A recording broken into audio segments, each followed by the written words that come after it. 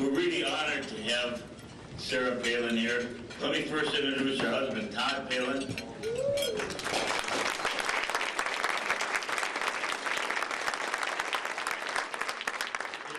name is Job because of the jabs that come at his wife, and he hasn't, to my knowledge, yet poked anybody in the nose, although many of them deserved it. And anybody that can put up with that, God bless him. You're one hell of a guy, Todd.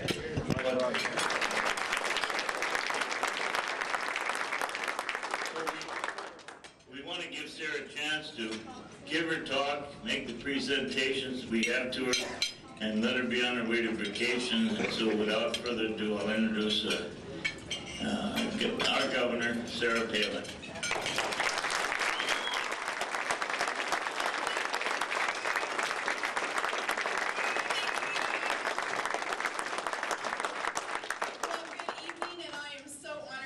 To be here with all of you, and Ward, it was my pleasure, my honor to be able to postpone the family vacation in order to and the kids, they forgive me for that too. Piper, though, I was just telling Ivy Fry, Piper this morning, I'm telling her, okay, tonight is when I give my speech to members of the NRA and to gun collectors, and she's asking what the speech is about, and I tell her it's about guns, and I said, Piper, imagine this, what if the government passed laws where bad guys only had guns, good guys wouldn't have the guns? And she says, then yeah, the bad guys would have the guns, and we'd be stuck with a bow and arrow, we'd be losers. There, the wisdom of a child, exactly. So she knows why I am here, and she's happy for me. Wonderful to be among all of you fellow bitter clingers. And we do have to think of a better term, though, for that. So if you guys come up with something clever, let me know. We could, though, refer to ourselves, I think, just as proud American patriots who will defend the Second Amendment. Because actually, we're not bitter clingers at all. We are proud, proudly clinging to our constitutional rights, and proud to be Americans in this greatest country on God's green earth. And here in the great land, we're honored to welcome two of our most proud Americans, the newly elected NRA President, Ron Schmeitz. Thank you so much for being here. And Executive President of the NRA, Mr. Wayne LaPierre. We are honored that you are here. Thank you. We watch you on TV all the time. Thank you for being here. Alaska, thanks you. Americans are grateful for all that you do to protect our Second Amendment rights, to protect our right to keep and bear arms. Also here this evening, we have representatives, as you already know, I'm sure, from across the country, a number of gun collector associations, the Ohio Gun Collectors Association, the oldest and largest.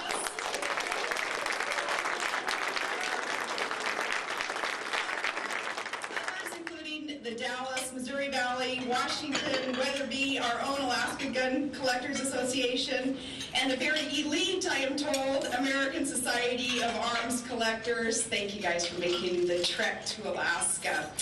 You folks have such an important job to do, preserving the history of our country. I'm thinking, too, that what gun collectors can help Americans learn, not just about guns and the history there, but accurate American history, and I sure would like America's younger generation, our children, to learn accurately what role guns played in America and in our freedoms, and why it is that we protect our Constitution. I would hope that true gun collectors realize that that is a role that we can all participate in, that accurate teaching of American history. And I know that true gun collectors realize that they don't own these pieces of their collection, but they believe that they're just caretakers of these firearms for future generations. That's a good way to look at it. So thank you for being here, and welcome to the last frontier, where our men proudly do use firearms. So do our women. And let's never forget the importance of, as our NRA reps are here, the NRA in protecting our Second Amendment rights. We're free citizens of the greatest country on earth, a country founded on liberties granted by our Creator, not granted by government, protected every day by our brave men and women in uniform. And we're a country set apart because our power, as I say, it doesn't come from government. It comes from our Creator, and we acknowledge that. And we're proud of that. We're not going to give that up. We're also not going to give up the honor that we have for our men and women in uniform protecting our securities. So join me in a round of applause for those in the United States military.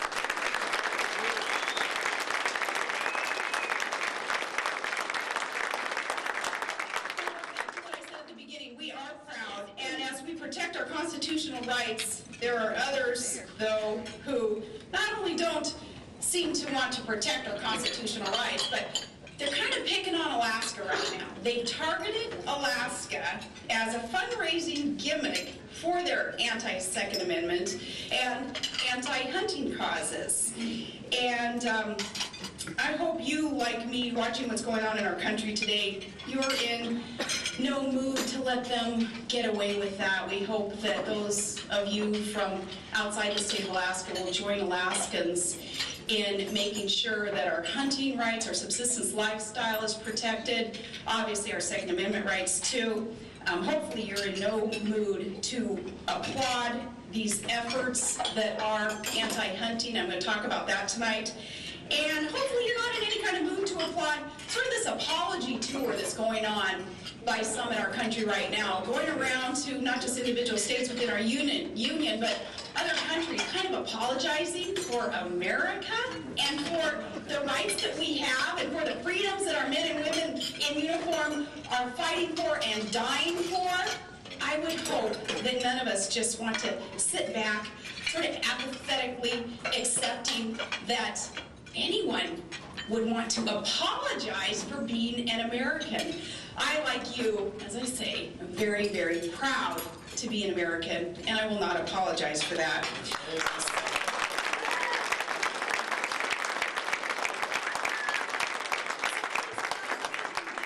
that we're seen as, and the target by some being Alaska. I'm going to talk about these attacks.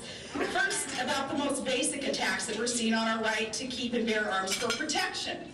And then I'm going to tell you more about a very serious current attack on Alaska's hunting and subsistence lifestyle. Because the effort to take away some of our hunting rights affects not just Alaskans, but ultimately, if some of our senators in the United States Senate would be successful on this, it's going to affect the constituents whom you all are a part of in your own states. First, let's talk about these anti-Second Amendment activists and their propaganda.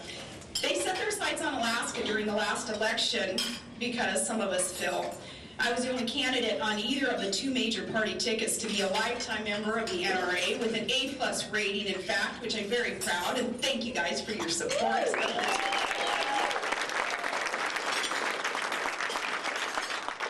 But of course, those credentials, they didn't go over very well with the delicate folks in the Hollywood, D.C., Manhattan axis.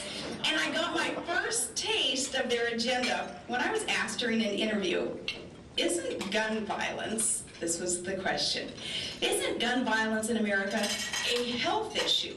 Because we spend billions of dollars, a reporter said, every year treating people who are victims of gun violence. And some of these national interviews, I think my annoyance showed through with questions like that. Of course now, I look back and go, gosh, okay, now I get it. That's part of the game. You have to be patient and you have to put up with some of the crap that they throw at you via these questions, But I was sort of annoyed with some of the reporters' questions, especially that one, because we spend billions of dollars every year treating people who are victims of car accidents. Now, obviously, more people die from car accidents than from gunshots. So is driving a health issue? I wanted to ask the reporter. I suppose you could say just about anything is a health issue if you want to. And by the way, healthcare issues being so big in D.C. right now, be very wary when some kind of tie-in occurs, because it will crop up. A tie-in with guns in an attempt to take away our rights under the guise of some new health care plan. You know that this is coming, that the two issues will somehow, it'll crop up and they'll be tied together. So we have to be very wary of that. But I learned during that reporter's questioning, that interview, I learned that during my answer to the question, the editors cut away from me and cut to footage of a gunshot victim being carried away on a stretcher. And, what is the purpose of that kind of editorializing in the middle of a supposedly objective news interview? It was emotionalism, and it was propaganda. They wanted people to conclude that guns could only lead to violent death. So they figured, let's show the victim of a violent crime while this NRA gun nut chick talks about upholding the Second Amendment, and that's exactly what they did. Only one problem with their reasoning, though. Criminals are to blame for crimes. It's the bad guys. It's not that piece of metal that someone is carrying to blame. Criminals, by definition, don't follow the law. Gun laws don't affect them. They affect us. So when politicians try to ban guns, all they do is take away from law-abiding citizens who use them responsibly. And you're making sure that only criminals have guns. And it's like Piper says, oh, we're going to be stuck with the bow and arrow while the bad guys have the guns. That's just common sense. More gun laws don't prevent violent crime. But don't take my word for it. Read the study that was published in the Harvard Journal of Law and Public Policy. This study is titled, Would Banning Firearms Reduce Murder and Suicide? And the answer was no. And not just no, but heck no. 2 criminologists conducted this international study. They found that countries with stricter gun laws generally have higher murder rates than countries that don't. The bottom line was, gun laws don't reduce violent crime. There are multiple factors, of course, for what causes violent crime, but new gun laws don't seem to be one of them. And we can see that in our own country. Nationwide, gun ownership is at an all-time high. You wonder why? These last few months is at an all-time high. And our violent crime rate is at a near 30-year low. We're making a difference, not by imposing more gun laws, but by enforcing the existing federal gun laws. And that's just common sense. That's real-world solutions that we're talking about. But the anti-gun groups, they don't deal with common sense. They deal with that emotionalism. They pound the bully pulpit every time some crazed lunatic goes on a shooting spree, which is so extremely tragic, but they never seem to publicize the instances where a shooting spree was stopped because some good law-abiding citizen exercised his Second Amendment rights and stopped the murderer. Now, Wayne, you were so wise in a statement that you had given once. You said, the only thing that stops a bad guy with a gun is a good guy with a gun. And I applaud you for that. That is more than common sense.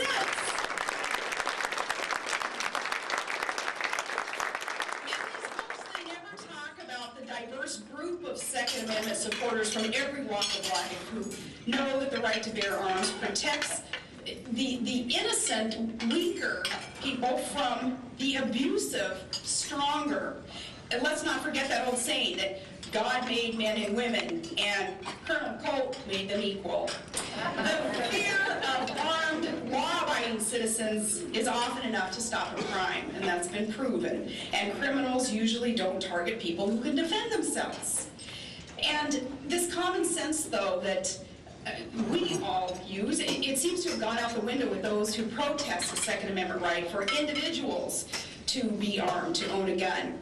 And this is about power. It's about control. It's not about helping people. It's certainly not at all about good ideas. It's certainly nothing about freedom. It's about the liberal left wanting to take away more of America's freedoms, to have more control. And again, that common sense thinking is absent from them. It is what we all need to be preaching, though, and not allow that emotionalism of these groups to be swaying public opinion.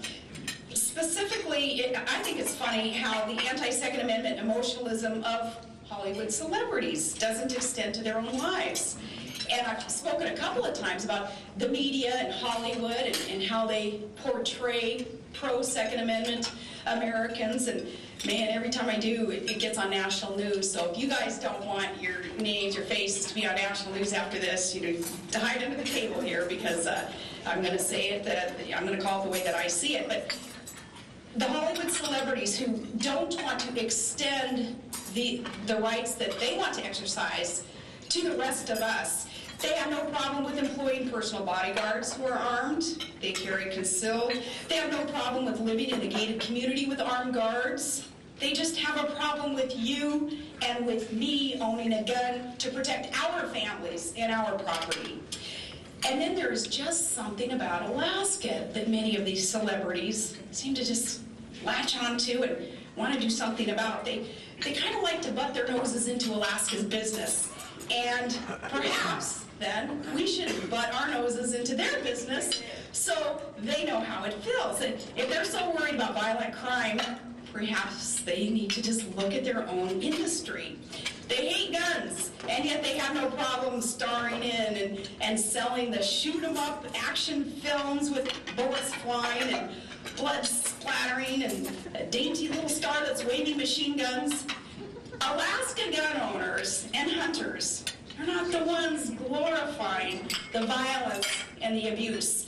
Hollywood should look to its own business and clean it up, and then they can tell Alaskans how to cleanly live lives up here in the last frontier. But I don't think that's going to happen.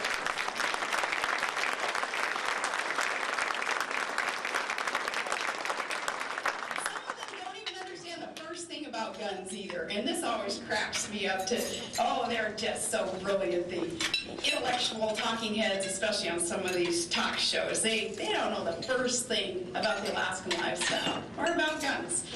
During the election, a national magazine had a cover photo of me that was taken by a friend of mine at a local shooting range. Matter of fact, I was proudly wearing my NRA logo on this denim shirt I was wearing. And it's a picture of me with my good old over-under shotgun. It was broken at the breech, and it was slung over my shoulder. But this goofy fashion editor at the LA Times wrote about the photo, and you're going to love this. She wrote, "Hey, is that even the right way to hold a rifle? Can't you shoot your foot off like that?" So dingy. But I guess we can't expect an LA fashion editor to know the difference between a rifle and a shotgun. And I'm thinking, yeah, the bullet, it can go this way and that way and shoot you in the foot. We can't expect some of them to understand either. Simple ideas like this. Up here in Alaska, we do eat, therefore we do hunt. And most of us do. We feed our families.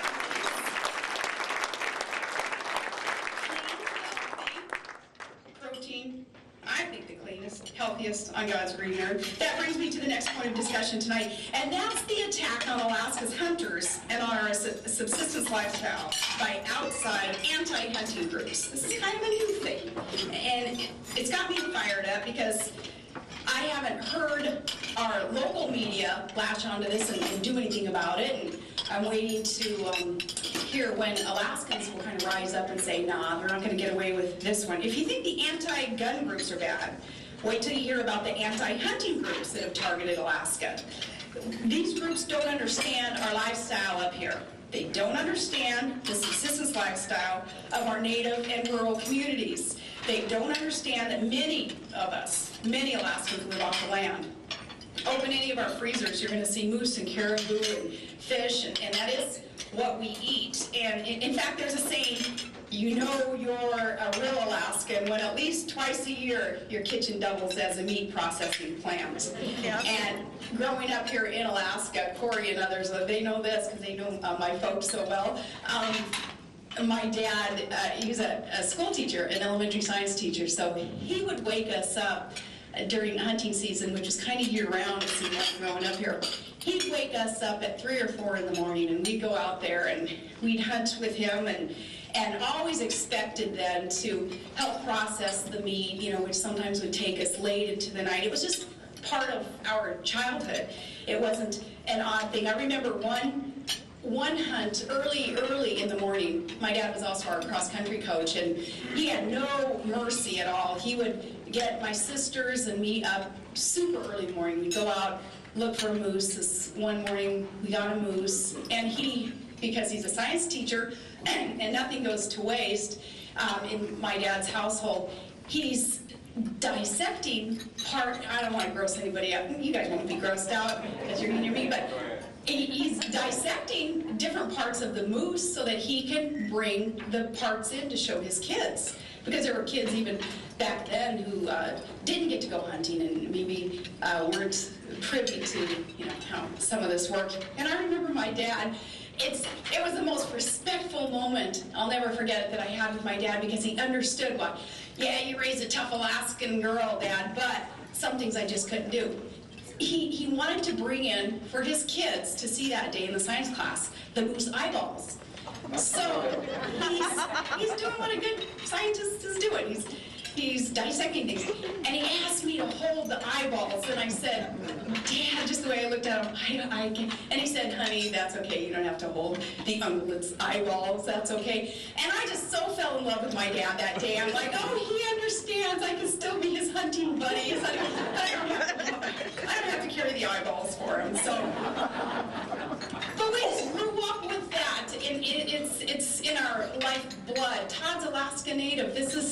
This is what he has grown up with, and it's what we're teaching our children, to respect a lifestyle like that. And yeah, maybe it seems kind of hokey to some people. Maybe it seems sort of backwoods, you know, pioneering, last frontier-ish. But this is who we are up here.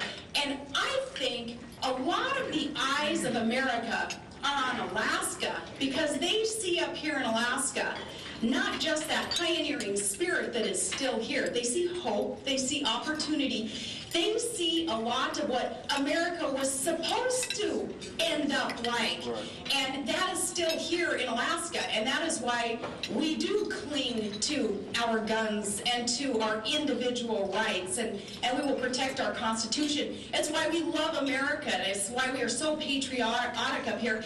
And yeah, you know, I took a lot of heat in the campaign for being so, I don't know, they called me every name in the book, you know, do-de-do-de-do, the hockey mom from Wasilla. I think, well, you know, I use a lot of common sense, and I have great love for our wildlife, for our land, for the environment. I share that with all Alaskans. So yeah, maybe some folks back east, you know, don't think that some of us up here in Alaska have what it takes to cut it in their world. I wish that they would come up here and really grasp what it is that we stand for and that we will fight to protect. And again, that does include our right to hunt and to subsist off the land. These people are supposed to be so tolerant, in Hollywood especially, and back east, right? And yet they're so intolerant of our lifestyle. They're supposed to be, too, so interested in organic, healthy food, and yet they don't understand that we want to eat healthy, organic food, too. I feed my kids clean, healthy, hormone-free Alaskan fish and wild game, and I raise them to hunt and fish and live off the land, too, just as our rural communities live off the land.